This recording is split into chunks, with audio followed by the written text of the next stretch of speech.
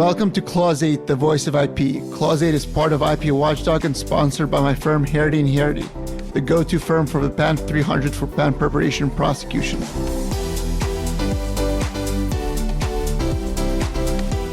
Today we're lucky to be joined by Professor Steve Yelderman from Notre Dame Law School.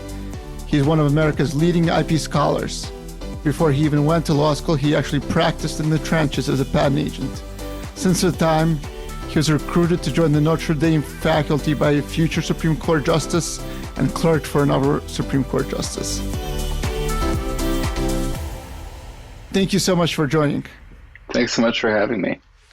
So I checked, and we're actually, you're still a registered patent attorney, and I think we're only 500 numbers apart on the list. So. Okay. So am I ahead of you or am I behind you? You're ahead of me. So you took it a little earlier. So we could have been at the same testing center one day back then.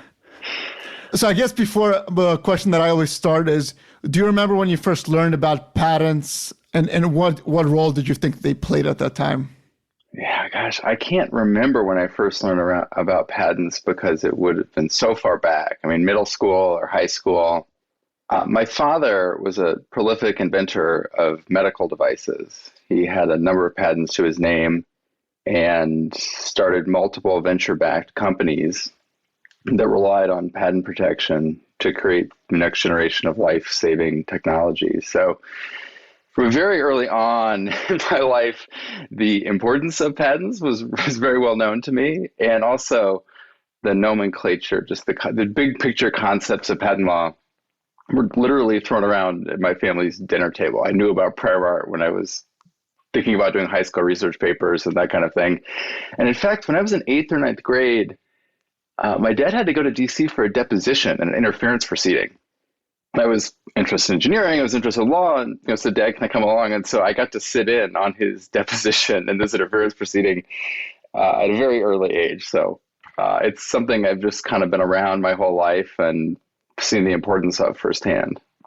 So I guess based on that story where your dad kind of relied on them for venture-backed funding, did you have a positive association with the patents and the patent system, or was it a source of frustration for him? I guess what was your kind of view?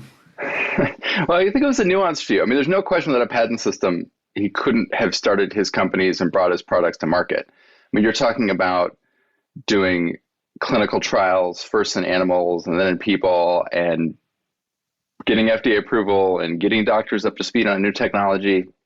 You can't do that as a startup company and as an inventor who's not in an established incumbent firm.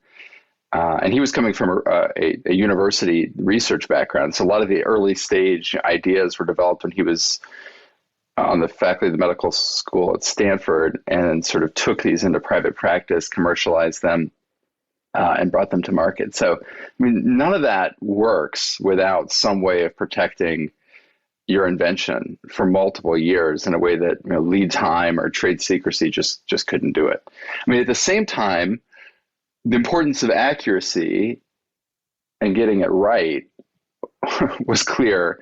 Some of his inventions, he had to fight off people who had claimed that they had done something similar around the same time, and so it was not just like everyone who's an inventor, everyone who says they're an inventor is an inventor. Whoever wants a patent should get one. It was very much like, you should really be smart about this, dig into the prior art and look at who is actually solving real problems and make sure you give that person patent protection.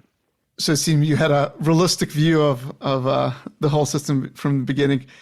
So you went to Stanford yourself, engineering, and you could have probably gotten any job in Silicon Valley at a startup, but you chose to become a patent agent afterwards.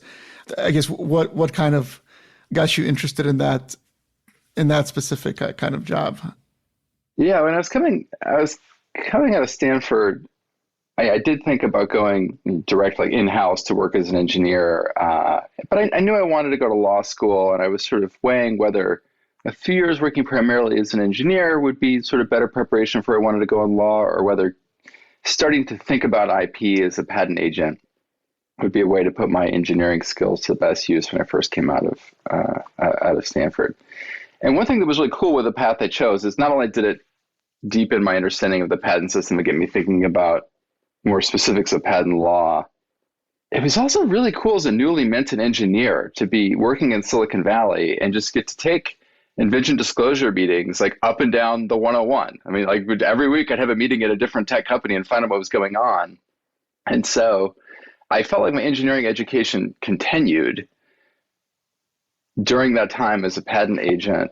And it was a really fascinating time to be out in the Valley and kind of seeing what was going on. And I guess, the firm you were in is a pretty big firm. It represents large, big tech companies.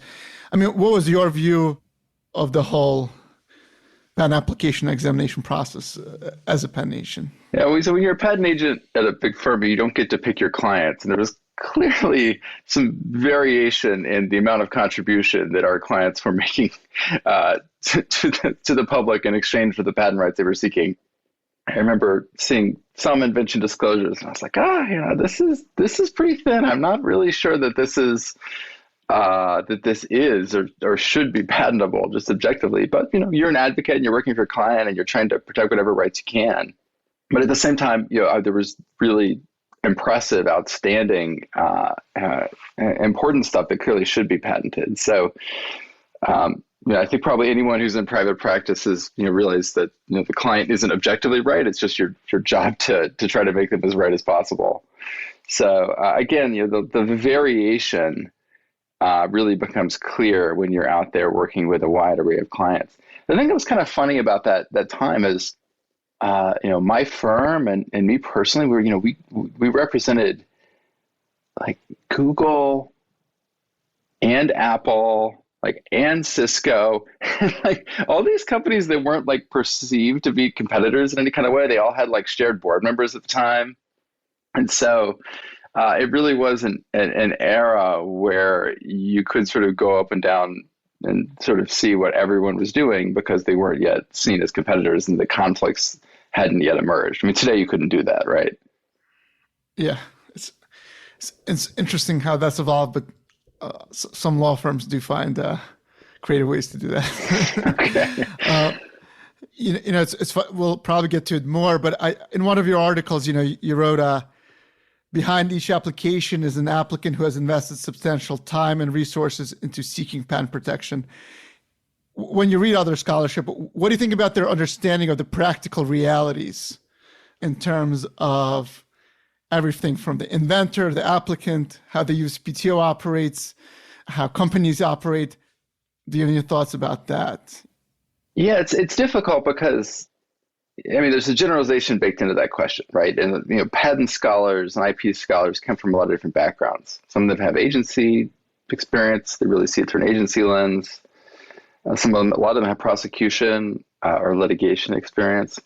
And, kind of fun game is you could, familiarize yourself with someone's scholarship without knowing what their practice was before they got into scholarship. And you often be able to tell.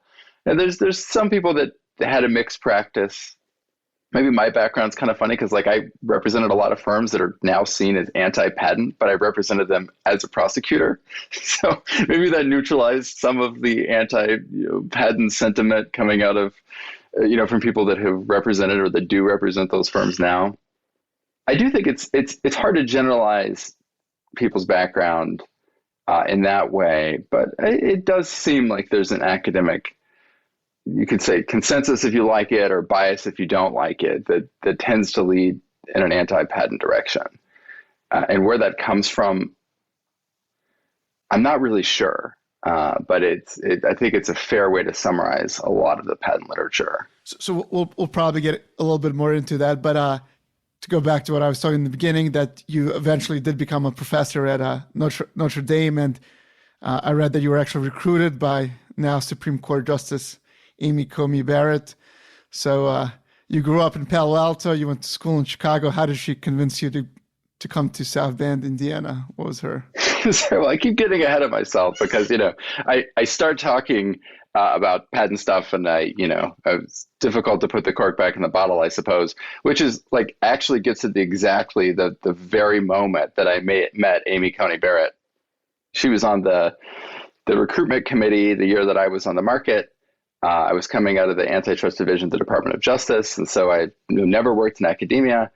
And I remember just shaking her hand and saying, I'm really excited to talk to you about patent law. Let's get into it right away.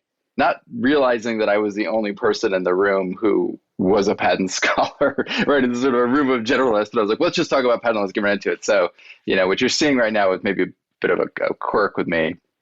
But the sales pitch for Notre Dame was pretty easy. I mean, I was really excited at the opportunity to come here. And Amy Barrett and the other people on the recruitment committee really showed me just what a welcoming place it is, what a great faculty it is. And so it was hardly a difficult sales pitch to come here.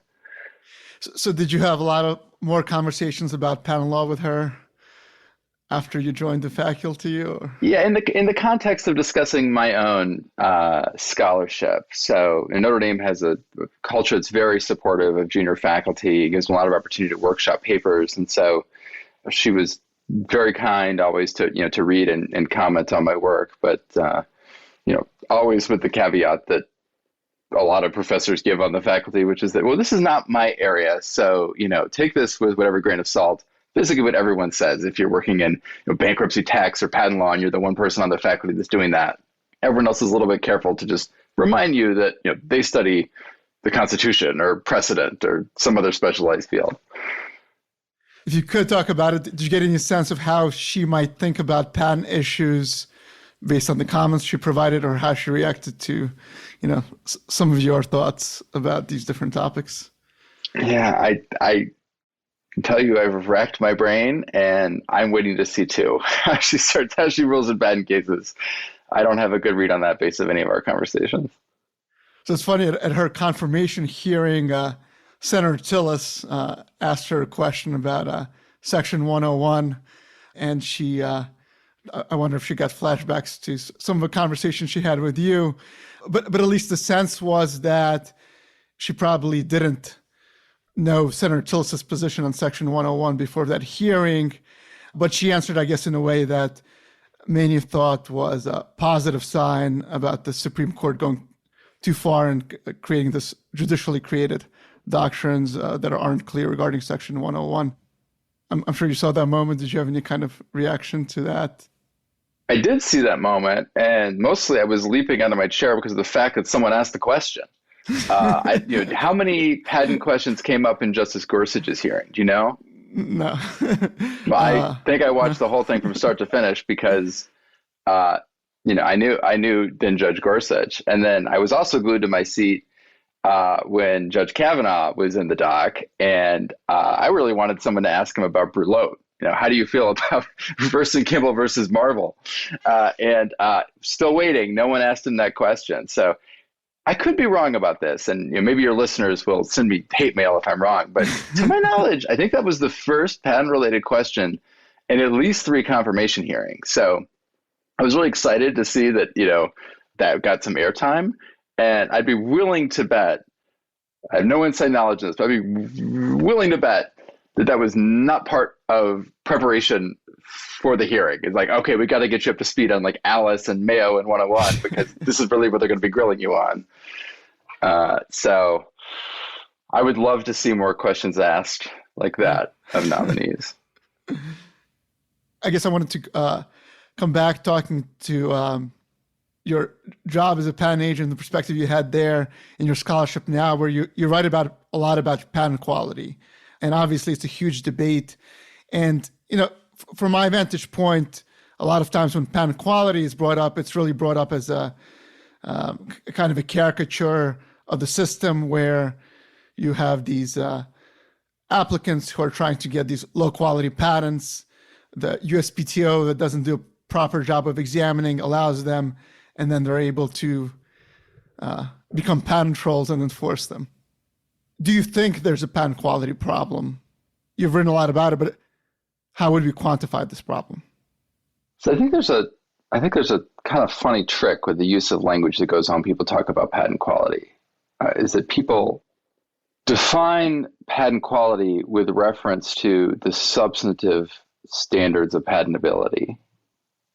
So just they use that as their metric for patent quality. Is this anticipated or obvious in light of these sweeping definitions of prior art that the Supreme Court made up in the 20th century and maybe even codified, maybe haven't, maybe they're just hanging around, or maybe it's some rule the Federal Circuit created more recently. And then when we find that there are patents out there that fail that standard, we immediately jump to the conclusion people just did. It's kind of implicit in your question that it's a problem because we're failing our standards that we've set, and which we're now presuming are socially optimal standards for what the patent system ought to be doing. And anything that's a low quality patent, like, oh my gosh, it's objectively invalid, therefore that's a problem. That's a different judgment. That's a judgment about what the cost and benefits are of patent protection in light of what was out there in terms of the prior art.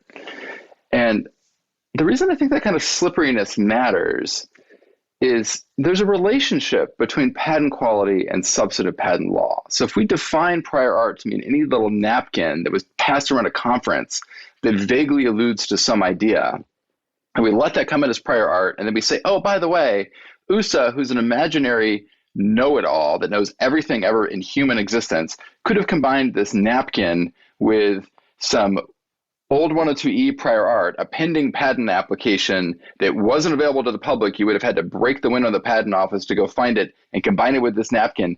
And maybe it would have been obvious to make that combination if we go back in time and assume there's market pressure to solve some problem, et cetera, et cetera. So I think there's a way to kind of lose the forest for the trees if we just talk about patent quality in a silo and talk about substantive patent law in a different silo. These two things are interconnected.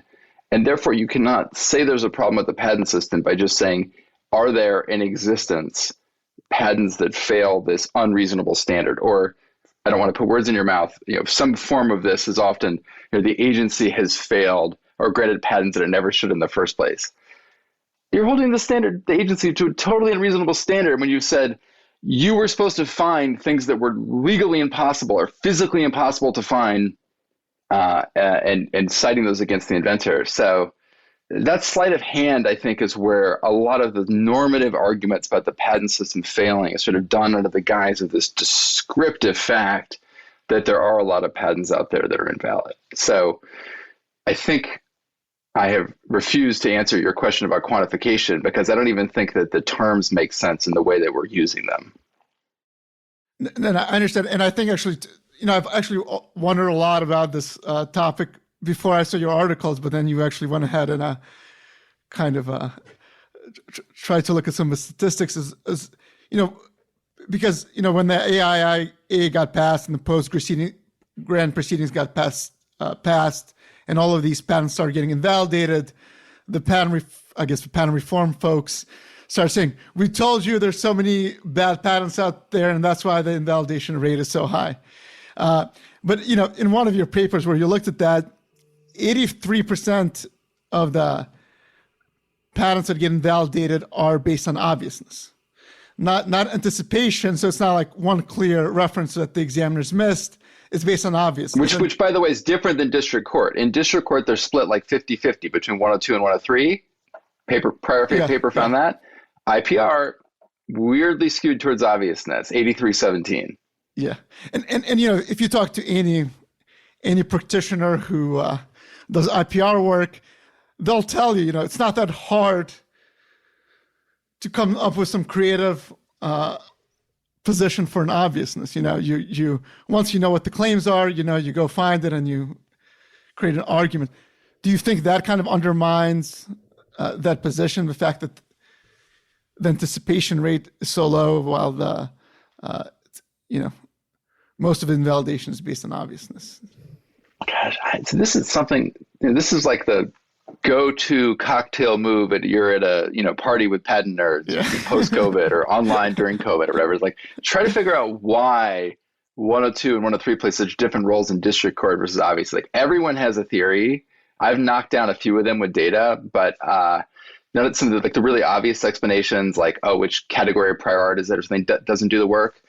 I'm not sure what's going on there. It sounds like maybe IPR practitioners might have a theory that it's just, maybe it's easier to convince the board about obviousness than the jury. I don't know. But the data gets to another point, which is that the procedures of patent law also have a thumb on the scale in terms of the rewards provided by the patent system, the obstacles to competition. And so, it is like you pointed out, it's a totally circular argument to say like, aha, like 400 invalidations a year, look at this invalidity problem. First of all, that's still a tiny, tiny share of the patents in circulation, just minuscule, and not representative in some ways. I mean, we could argue which way it's not representative, probably in lots of different dimensions. It doesn't, exactly fit the pool of general patents in circulation. And in any event, it doesn't really shed light on to what extent there was or wasn't a problem when you've just taken away the presumption of validity, and lo and behold, we got a lot of problems. Now, the other thing, though, is that, like, I'm always a little bit reluctant to stick my head in the sand too much. Like pre-IPR, when people would ask me, like, is there really patent quality problem? And, you could cite some old statistics from the 90s about what percentage of patents are invalidated when they're litigated to a judgment in a district court. And then, the counter argument is like, well, that's their selection effect. Like maybe it's only the weak ones are litigated. And I always kind of thought that was a little bit of an ostrich move, because I think most people would say like there's probably some invalidity arguments you could make to most patents. It's like the rare patent that there's like nothing you could at least throw at it. In good faith, assert the argument in district court, and often to get past summary judgment. So does that mean there's a validity problem? No, I just think it means that a lot of patentability questions are really close. These are difficult questions, and obviousness often turns out to be in the eye of the beholder. So you have to be careful on both sides, not to completely deny that there are close questions in patent law. And at the same time, you can't say the facts that there are close questions in patent law means that the patent system is counterproductive. Yeah. And I think that goes to what you were saying. Obviously, the 1990s was before KSR, but maybe it's too easy to invalidate patents based on obviousness. Like you said, if any creative patent attorney can come up with some argument, then maybe the threshold should be higher. Yeah, I don't know. I don't know if it's too hard or too easy. I mean, it seems to me like a lot of it depends on who's making that call. And so that, that presents its own. In terms of who's making the decision based on the facts? Is it PTAB? Is it a jury? Is it a judge in a bench trial? Is it what level of deference is the Federal Circuit paying? I mean, that's a whole other, so first of all, we have very, different decision makers that just, who knows who's right? It might be that perhaps juries get hoodwinked and get, impressed by inventors if they haven't done a lot of lab work themselves. Maybe they're too reluctant to find something that's obvious. Maybe, the PTAB judges are the ones that like really understand the guardians of this obviousness standard, or maybe it's examiners. I don't know. But there does seem to be, I don't have data on this, but I think anecdotally, it seems like the obviousness standard is a higher or lower bar depending on who the fact finder is that's making that decision. Yeah. I mean, in some ways, at least based on my experience during examination, it's very frequent where you have an examiner relying on 4 or 5 references to reject an independent claim, which is way less common, for example, in a district court litigation. I know in the past some Federal Circuit judges have even been surprised by the number of references that are combined to make rejections. So in some ways, maybe it's even easier to make an obviousness rejection during examination than it is after the patent. Yeah, and that, and honestly, like that may make sense actually. Like if we're trying to decide whether to give this patent in the first place, and this is another thing that I think a lot of the discussion of patent quality glides over, is like the balance of how you want to make errors, whether you want to give patents too easily or be too restrictive in giving patents, should be different depending on what stage you are in the process, with the understanding that once a patent is issued, you're going to have some reliance interest that you're going to have investors that see that and, decide to fund the company or, have a public clinical, have a clinical trial, whatever it is. And I think that's a justification for the presumption of validity that is historically applied once a patent is issued. But I think that there's a misconception that this is all about agency deference. This is one of the arguments in Microsoft versus I4I, which is that if the agency didn't have the correct record in front of it, if it was missing prior art, then forget about its expertise because it was just uninformed. But I think there's an entirely different justification, which doesn't depend on whether the agency is expert or well-informed or not, which is just that once people have been given a right, if you want them to use that right to order their affairs and to make additional investments towards commercializations, towards sharing information, all these additional benefits of the patent system, you need to stand by it and say, like, I'm not just going to take that back because I found a slightly different piece of prior art that maybe makes me think I got it wrong, or woke up the next day and decided I'm giving patents a little bit too liberally. You shouldn't reverse course unless you've got pretty good reason to think that that really was a mistake. And so I think we might think about patent quality differently if we're thinking about changing the standards or the resources invested in examination prospectively versus if we're talking about going back and revoking patents that are now 15 years old. Both because there's significant reliance interest on patents that have been out there for a long time, and also because the benefits for competition of yanking these things out are much smaller. These inventions are often at the end of their life. People are just fighting over damages. Whereas, if we want to not give patents to software starting in 2022, fine. It's a very different story about how that might benefit competition and not upset investment-backed expectations. And if you're talking about, we're going to go back and undo the last 20 years of patent law. I want to go back to, I guess, two more interesting data points that I found in those articles about, how are patents getting invalidated. So you mentioned that in the district courts, it is a 50% split. But for anticipation, 52% of invalidations were based on the activity prior art. So like prior uses and sales. And it's completely unrealistic even for examiners to even, find that during examination. So, that also kind of, I think, argues against the point that the examiners are not doing their jobs. Yeah, although, quite a bit of that share is plaintiff, patent holder related activity, which, they should be disclosing. So it's not like the examiners couldn't get it, but everything it's not, you do wonder, like, how are they supposed to know, right? How is the examiner supposed to go out and find people using this thing out in the wild if they weren't documenting it or publishing it in any kind of way? Right. Yeah. I mean, unless they hire investigators and a lot of publication prior art. I mean, particularly in IPR, it's like some of these documents were handed out at a trade show, or there was a closed door meeting of people at a standard setting organization, and it's like, you think you want the USPTO to be like the KGB, hiding in closets and spying on people to find bits of paper that might have prior art on it? It's unrealistic. And one last statistic was, for IPRs, 21% of all anticipation invalidations were based on prior art that was already cited by the examiner. So it's not that the examiner missed it. It's just that the PTAB came to a different conclusion. Putting all of this together, I think maybe there's less talk about it now or less that I hear, but there was all this, I guess, somewhat of an obsession about let's create these databases so we can help examiners find the prior art. And I guess, would it be fair to say in view of your scholarship that maybe that's not the pressing need, is helping examiners find prior art?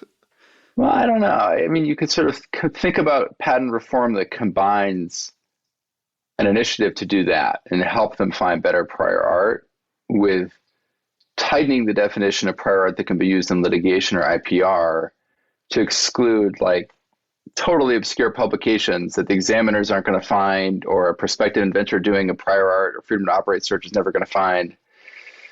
So, I think giving patent examiners more information is a good thing. I guess I don't see any downside to that, but I guess maybe this is really your point, and if it is, I agree with it, which is that is not going to solve the invalidity problem. The possibility that things could still be invalidated in IPR or district court litigation is going to be out there as long as we're still allowing such sweeping and obscure things to come in and count as prior art. All right. So before we were talking about your clerking on the Supreme Court, we briefly mentioned that you clerked for Justice Gorsuch on the 10th Circuit, and then you were invited to clerk for him when he became a Supreme Court justice. Obviously, by that point, you were a professor for a long time, studying the Supreme Court with their decisions. Did anything surprise you about the experience of clerking at the Supreme Court? I can't say anything really surprised me. I mean, I think it was just maybe it's just how much fun it was. I mean, I thought it would be interesting, and sort of, I'd been working as a law professor for 6 years, and so I started this okay, this is my sabbatical year. It's my year to recharge my ideas, my brain. I mean, I knew it'd be hard work. It wasn't like a vacation sabbatical year, but I kind of thought this would be an idea to connect some of the things I've been writing and thinking about in patent law to maybe some trans-substantive topics and see what was going on in other areas. And it checked all those boxes, everything I was expecting. But it was just such a blast. It was just so much fun to get to, it's compared to the 10th Circuit, at least, the Supreme Court clerks are they're very collegial. There's a lot of exchange of ideas and back and forth.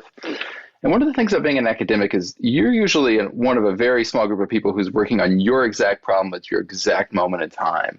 One of the cool things about the court is there's at least 9 justices, usually without recusal, 9 justices and at least 9 clerks, all thinking about the exact same legal issues at the exact same moment in time. And it really leads for a level of engagement and conversation and debate that really is a lot of fun.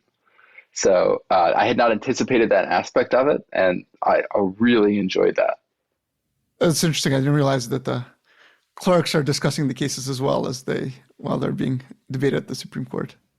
And obviously, like you mentioned, usually your focus is IP cases, and while you were at the Supreme Court, you obviously worked on mostly non-IP cases, probably virtually all.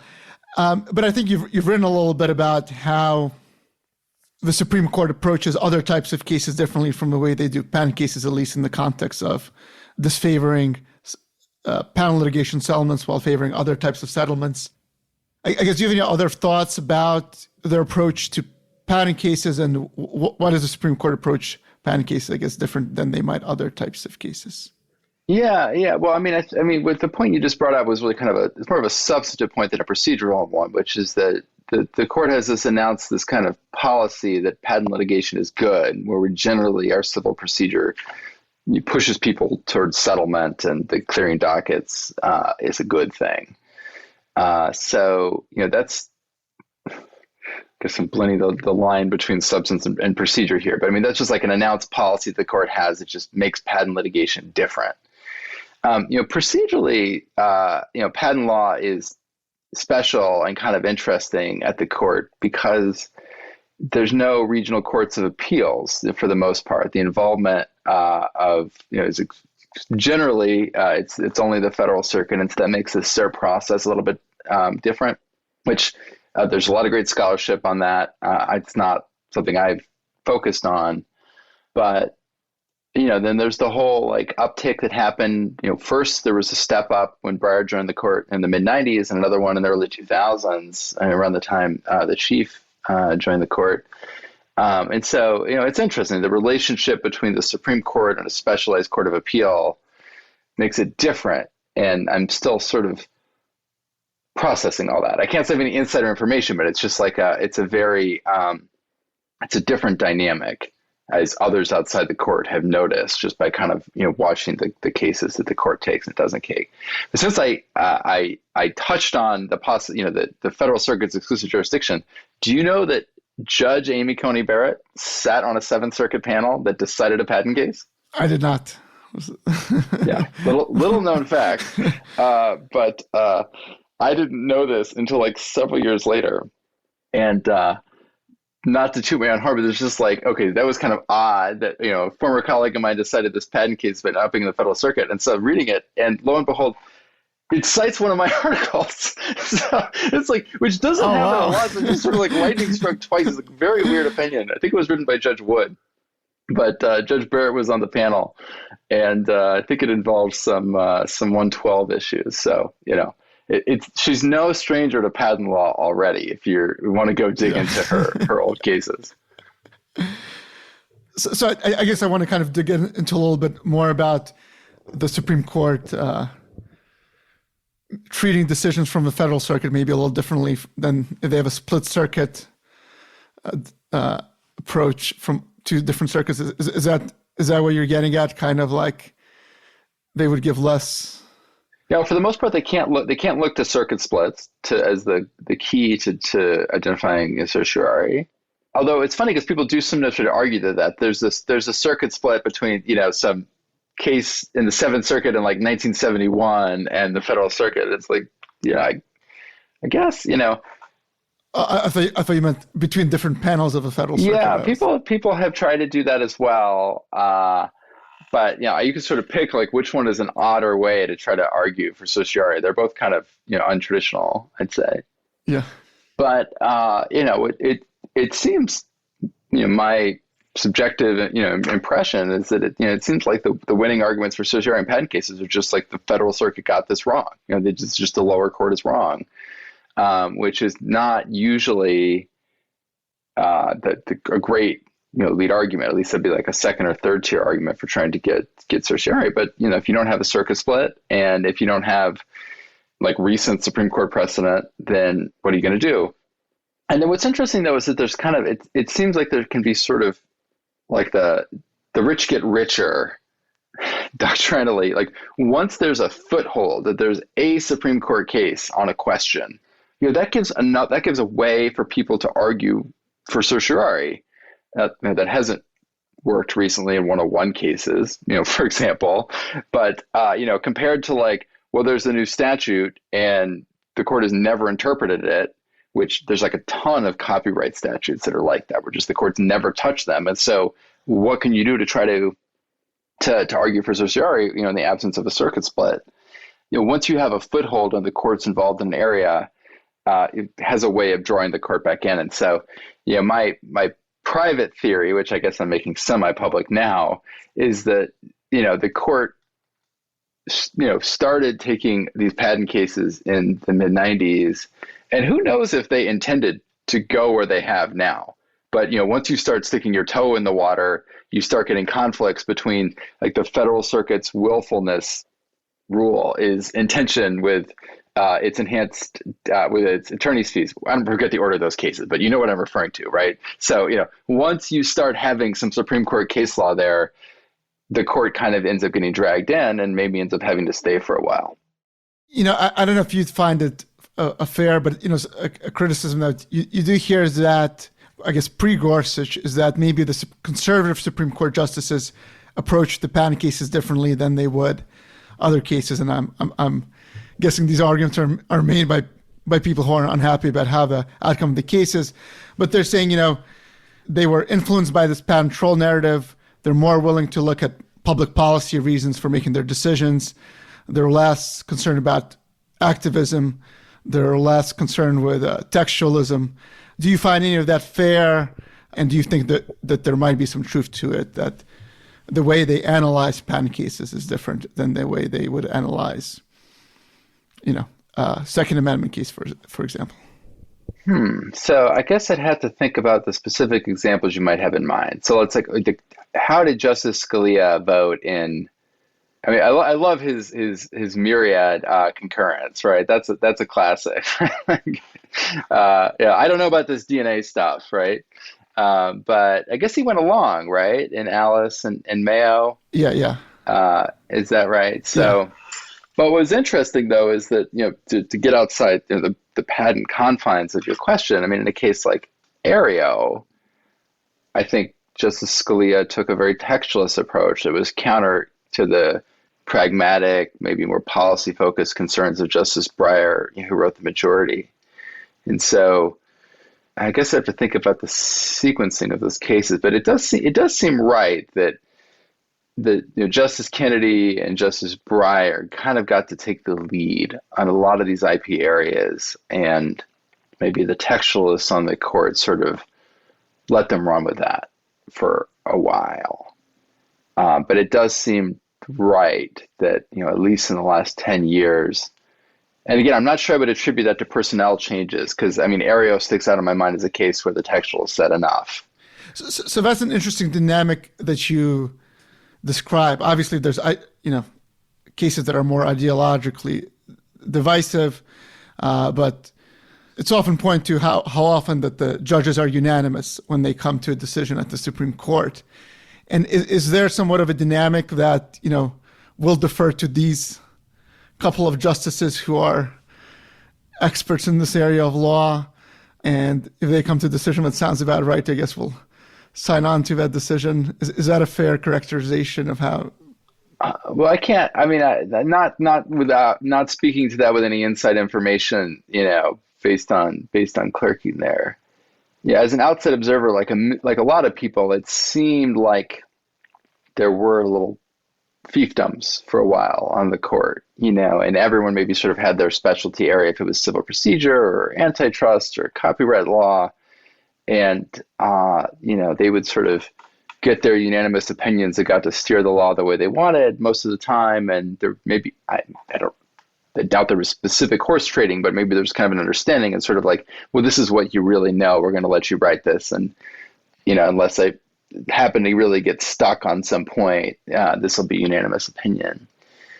And this is not what I study. This is not what I'm an expert on, but it seems to me that a lot of that has broken down. I don't mean to make that sound like a negative or just, that arrangement seems to no longer be operating in the same areas of law. And as a result, you have people applying their ideology, their methodology, their ideology sort of more consistently across the board rather than just trotting out their textualism or their living constitutionalism for a case where it's of interest to that justice. That seems descriptively right as a generalization.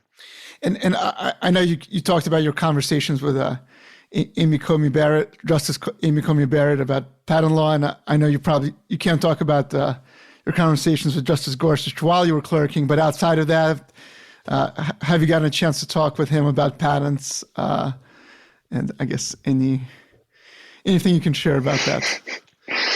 Well, I mostly really, really love his jurisprudence when it comes to patent and IP stuff. It's just me speaking as an observer of the court, no private conversations here, but just, I think he really gets what you and I were speaking about, and in terms of the Richard Epstein kind of understanding of the role of private property and the need to have private ordering around these established rights. I think that comes out really nicely in a lot of his separate writings. But I will say, he's already gotten a patent case wrong, and that is Western Geeko. This is on international patent damages and the limits of lost profits. I filed an amicus brief in that case before my clerkship that was in favor of the patent holder being able to reach the proximately caused damages in other markets. And I think we won like 7-2 or 6-3, but I have to say that my boss Justice Gorsuch got that one wrong. He was in dissent. It was 7-2. So but for that, I think he's got a pretty good record so far on IP. But it's good that he'll still let you clerk after filing that amicus. Yeah, I told him that we can't always be right, and we let bygones be bygones, but.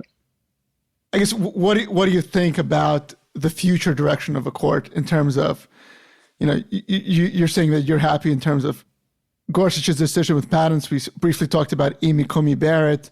You talked about how, these days the justices come to their decisions more so individually.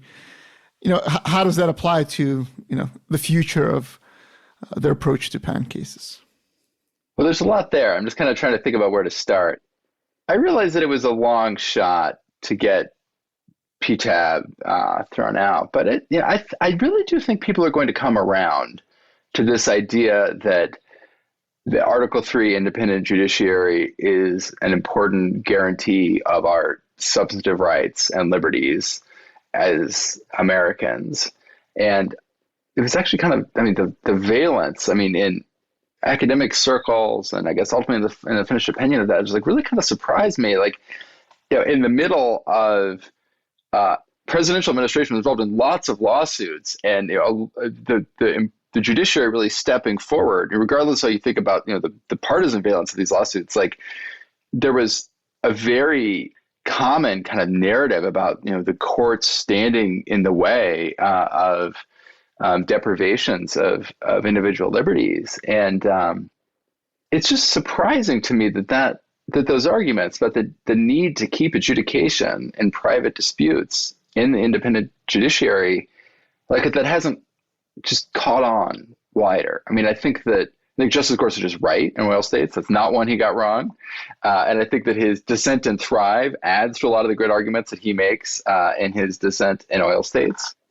So if you haven't checked that out, I mean, Thrive is kind of an obscure case about the reviewability of certain institution decisions, but it's got some really good stuff that is sort of, on the oil states point. And like, I think he's ahead of his time in that way. I mean, it's not like he came up with this stuff. I mean, this is structural protections that are built into the Constitution, but that I think with the American Vents Act and the Case Act moving copyright adjudication into an administrative agency, I think people are going to come around to seeing that the concerns that he had and that our Constitution takes account of are real and important. And I would not be at all surprised to see at least the academic consensus coming around to where he is. Who knows if the court will find some way to distinguish the Case Act? Who knows? And I guess my last question about the Supreme Court is, you mentioned you file amicus briefs. IP organizations file amicus briefs. Companies do that, but I've seen other creative ways to try to influence the Supreme Court, including full-page ads in the Wall Street Journal the day before a Supreme Court hearing. What do you think is effective and not effective in trying to influence the Supreme Court, both on a short-term basis and a long-term basis? I think that really gets to, I mean, I just can't avoid hearing that as a question about judicial ideology. And, if what you think you're doing is balancing some global costs and benefits of the patent system or updating patent law to respond to patent trolls, you can just see how you can manipulate that, right? You can get that, op-eds going and promote the scholarship of academics who are making the noises that are helpful to you, and sort of with enough money and sort of time and attention, you can sort of create a lot of smoke. And that's kind of why I like textualism. That's sort of why I like judges not trying to use their gut to figure out if there's a patent quality problem, because they're very poorly positioned to know. And I'd be willing to bet that these full-page ads in the Wall Street Journal are not like bringing to the justice's attention like dictionary definitions at the time of enactment, right? These are, by their nature, going to be sort of barking up those trees of which I think we're rightly suspicious.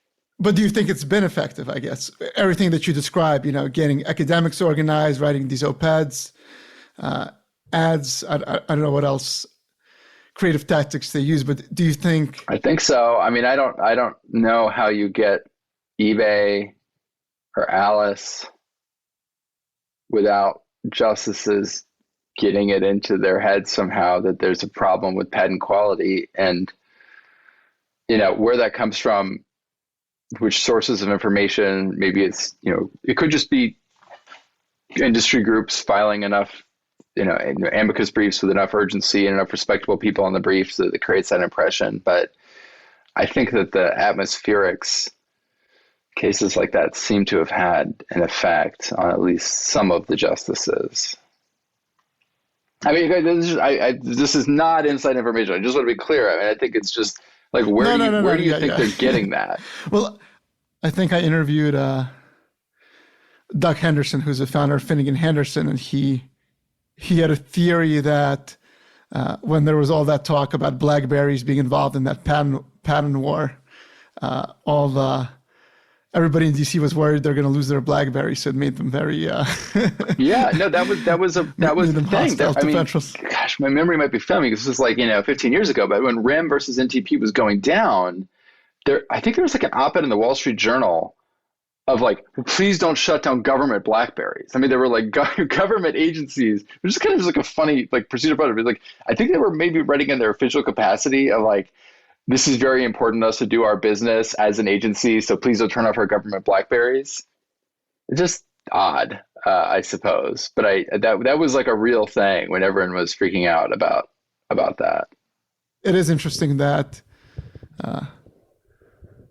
there's a lot of creativity involved, and it might be effective. One other thing I'll say about RAM versus NTP, and one aspect of my career you haven't asked about, was working at Ocean Tomo, which was the idea of this live outcry open auction event and marketplace. And one of the things I did at Ocean Tomo was talk to inventors, patent owners, about the reservation prices and about what they could expect to yield if they participated in one of our auctions. And RAM versus NTP, that case had just settled. It's like $500 or $600 million. And that made the job of putting together an auction more difficult, because guess what? Every conversation with every patent holder started with $500 million kept being the starting reservation price for like every patent that anyone wanted to sell. And so, I don't remember what the highest selling public outcry, bid was, that we successfully did, but it was several orders of magnitude smaller than that. And so I think that case set some unrealistic expectations for a lot of people on the patent owning side as well. But then also I think it probably was a factor in sort of triggering the perception of a crisis for people that had patent liabilities.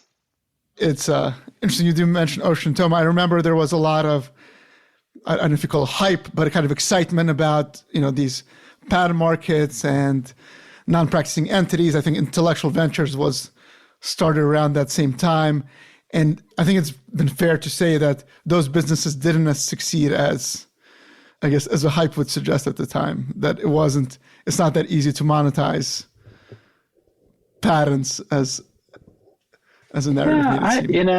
I don't know. I haven't followed what's happened with Intellectual Ventures. They made a large investment. They acquired a lot of property, and then the law changed in ways that I think was detrimental to them.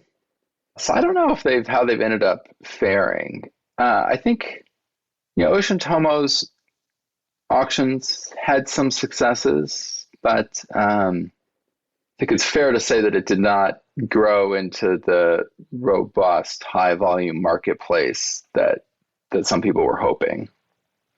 All right. My last question is, let's assume there's a young engineering student somewhere out there listening to this interview, and he wants to become the next Professor Stephen Yelderman. What advice would you give him? I can't say this is advice, because I'm not sure if this would work. But just one observation I have about my own life and careers is like, you really have to wait for the right opportunities to kind of come. Like every time I've set out to do something like strategically and like push on this door to make this move in my career, like it just hasn't worked. But I've been very fortunate. Doors have sort of opened and chances have come along just in totally weird ways that I wouldn't have expected. And in a lot of ways, I've kind of done my career backwards and done some things early in my career that people normally do late, and done some things late that people normally do early. And at least for me, it just makes so much more sense to look at the option set that's on the table rather than to try to think too many moves ahead, to try to strategize, overthink, where your career is going. Obviously, you do want to have some thoughts about where you want to be, but you can't play chess like 10 moves ahead. In some ways, you just have to make the moves that are available to you. That said, the other piece of advice I have is when an opportunity comes, say yes to it, because you oftentimes don't have good visibility to all the doors that like the first door will open, down the road. And a very small example of that is that my first clerkship with Judge Gorsuch just came about in a very weird way. It wasn't actually like the timing of when I was planning to clerk, and I had this like master plan of how I was going to go to a law firm and then clerk and all this stuff. And it just sort of came about, and I took it. And I think a lot of other doors, including my getting to clerk on the Supreme Court, wouldn't have happened if I hadn't gone through that one. You didn't know he was going to be a Supreme Court justice when you took that class? It's fun. I mean, obviously, like I said before, coming to Notre Dame was a no-brainer, but I mean, I sort of threw my hat into the ring to go on the teaching market and got the call from Notre Dame and, met Amy Coney Barrett just as a colleague. And it's just, life is weird. Like, I had the very strange experience of knowing a judge before he was on the Supreme Court, and like having someone who is a friend and that I knew pretty well go through the confirmation process. And then like lightning struck twice. Like I've known two people like that. I mean, it's just so weird. So, I guess it's a cliche, but just so it seems the key. Yeah. Yeah, I'm a good guy to know, I guess. Yeah. Definitely not the subtext, not what they're getting at. My point is really just that life is weird. Opportunities come in totally unpredictable ways. And so, have your nose up for the opportunities that are there and don't spend too much time trying to beat down doors for the opportunities that are not, for what it's worth. That's great advice. Thank you so much. Great chatting with you. Take care. Thank you for listening to Clause 8. If you enjoyed this episode, please share it with others and leave a 5-star rating. For more information, visit voiceofip.com. Or if you would like to learn more about my firm, visit herityllp.com.